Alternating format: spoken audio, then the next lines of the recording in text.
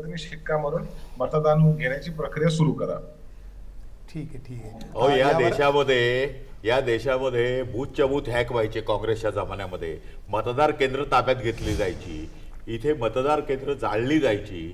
ते हॅक नाही होत का? आणि लक्षात घ्या की तुम्ही म्हणताय ते बरोबर आहे, एखादी इलेक्ट्रॉनिक गोष्ट, पण त्याच्यासाठी ट्रान्समीटर लागतो.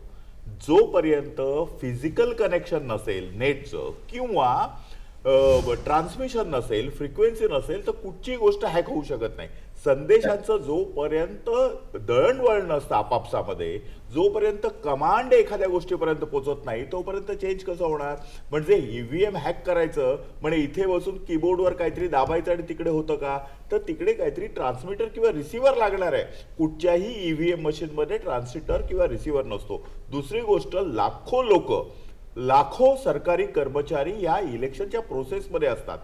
त्यामध्ये सर्व भारतीय जनता पक्षाचे आहेत का? त्यातील केवळ एकाही माणसाला संशय आला नंतर हे जिकडे बनतं त्या सर्व भारतीय कंपन्या आहेत, सरकारी कंपन्या आहेत. या सरकारी कंपन्यांमध्ये जे रिस्पॉन्सिबल ऑफिसर असतात त्यांना जरी संशय आला तरी हे केवढं मोठं होईल. त्यामुळे कृपा करून, आणि सुप्रीम कोर्टामध्ये अनेक वेळा सुप्रीम कोर्टाने निवाडा दिलाय की यामध्ये थांबलं पाहिजे. सुप्रीम कोर्टाने इव्हन निवडणूक कमिशनने एकदा जाहीर केलं होतं की ज्यांना संशय आहे त्या लोकांनी पुढे यावं आणि प्रूफ करावं. दुर्दैवाने एकही माणूस आतापर्यंत पुढे आला नाहीये. तर त्यामुळे कृपा करून आपण ईव्हीएमला ब्लेम करणं थांबवलं पाहिजे. 21व्या शतकामध्ये आपण गेलेलो आहोत.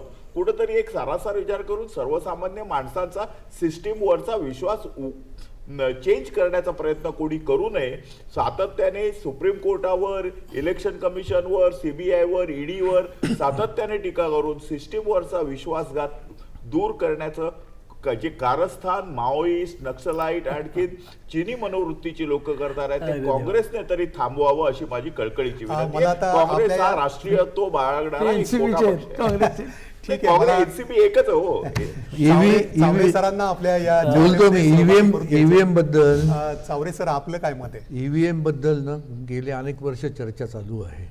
यांनी ते अवधूतनी थोडीशी माहिती